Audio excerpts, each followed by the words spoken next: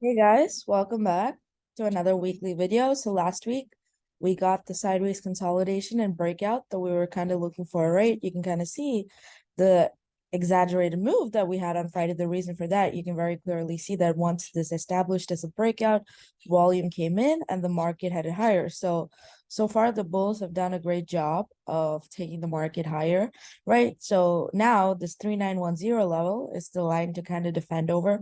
Obviously the market is not going to go straight up. So today, if at open, I wouldn't be, surprised if we come pull back, right, to this 3910 level, maybe a little deeper, 3900 level before it consolidates and move higher. So that's broadly what I'm looking at is for this to kind of form some kind of base here before we continue this move up, right? Again, this would kind of be the bull version, right? This bull version, I'm assuming we have kind of started this wave C to the upside, right? And we gradually have that first 2-3 months, as I mentioned last week, first 2-3 months kind of finish off this B wave before the whole year is kind of a dreaded downfall. Still what I'm primarily looking at. And if you are feeling bearish, this is kind of the level where you would want to see, it getting rejected. You can see we're coming into multiple EMAs. So I'd say about 3960 is kind of where you'd want to see a rejection before it comes down for a C wave, right? You all know this trend line that we've seen rejected multiple times. If the bulls do manage to kind of see intersect this level at 4,000, right? 4,000 give or take. If bulls do break 4,000 and it establishes the base, we're very likely, going to head up to 4,300. So this is kind of the important zone that you're looking at, right? I think bullish or bearish, maybe 4,000 will intersect and the market will kind of take a decision against CPI this week, right? So kind of have to be prepared for all scenarios. But yeah, just looking at the weekly chart, right? We know for a fact that we expected this sideways consolidation, and you can see we are opening the week higher. So it's kind of why this 3910 level that I mentioned is important for the bulls to kind of hold throughout the week, right? To continue pushing this momentum higher.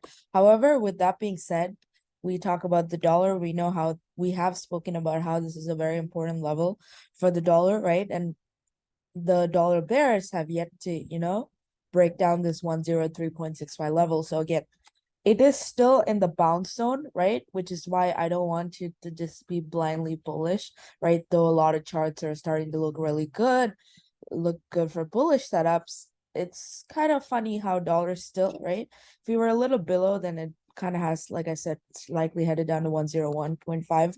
But since we're still stuck on the trend line for like 3 weeks, we're still kind of in an iffy spot where, dollar could have a bounce bringing equities lower. So just kind of have to watch out for that. The 10-year, as we discussed, managed to, get rejected and come down. So again, something to watch out for on the yields as well is to see that if bounces get rejected and it follows through to the downside again.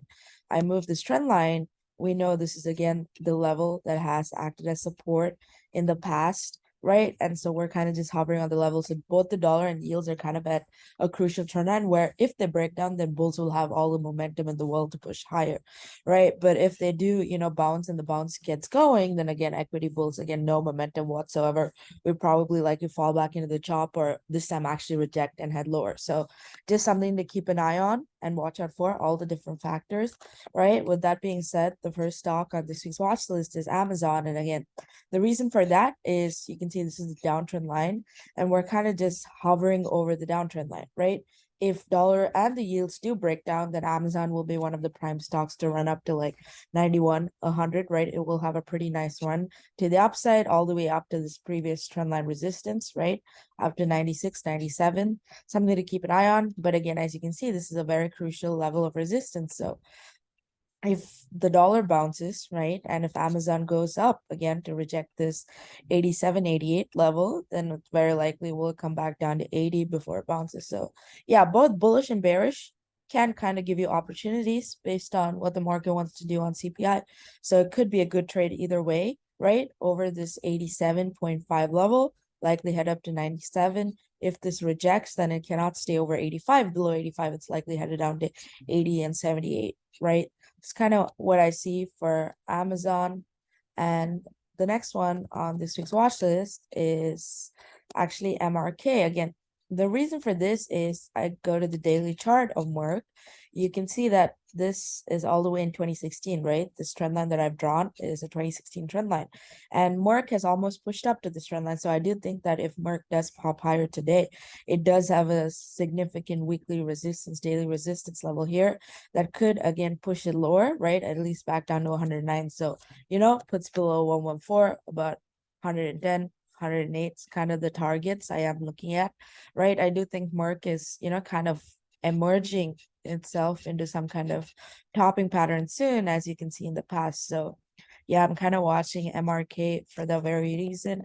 Again, next one is Microsoft. And again, this had a very nice candle on Friday. Again, we know this, as you can see here, this is a prior demand level, kind of why we've, bounced 3 times off this level. So this could, again, form some kind of inverse head and shoulders higher if the dollar and yields do break down. And again, it does have a gap here, right? So I think at minimum, bullish or bearish, a possible retest of 238 is possible, kind of why I put it on this week's watch list, right? And again, we know if it breaks the low at 217, then it's gonna come down to the bottom of this trend line at 200. So yeah, bull or bear should make for a nice one. Kind of be interesting to see if Microsoft follows through as well, right? And the next one I have is PDD. And the reason for that is kind of very similar to MRK, is that we're popping into this trend line that has acted as resistance, right? So it is gapping up higher. And again, we have discussed BABA and JD in our Zoom classes, right? We spoke about how that BABA is consolidating outside its resistance. And if it were to gap up, it's likely going to have a massive move. You can see that BABA popped higher, right? It's popped like 20% higher since the last time we had this discussion. And yeah, some people might think this is overextended. I'd say it's just starting to break out, right? But I think PDD, on the other hand, has been more bullish than the rest of the stocks. So again, just a minor reason why this, this kind of this trend line could prove to be kind of fatal, right, for PDD. So yeah, it could kind of fail. You can see it does have a gap to fill at 80, fill this gap before it continues higher, right? Just in case KWEB stocks are weak, I think PDD would kind of be the prime candidate to go lower. So I am watching to see what it kind of does, at that trend line before it proceeds higher. The last one I have for this week is Google. And again, it's kind of a bottom fishing play. So it's kind of a bottom fishing play. And I'm kind of, watching to see if this pops higher for this wave C. So that's kind of, again, as you can see, I kind of put 3 out of the 6 FANG stocks on this week's watch list because, again, the CPI will kind of decide the tone, right, for the market. And I'm not really making a guess on which way it's going, but a lot of setups are forming to be bullish. But again, I'm still firmly watching the dollar and the yields to see if they break down. If they do, then all these FANG stocks that I pointed out will make for really good longs.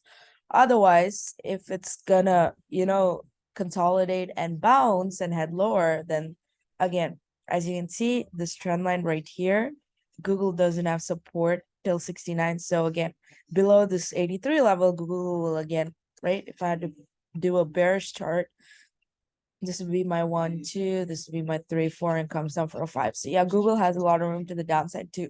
So yeah, just kind of keep all of these things in mind that I've pointed out, right? And I hope you have a good week. Thank you.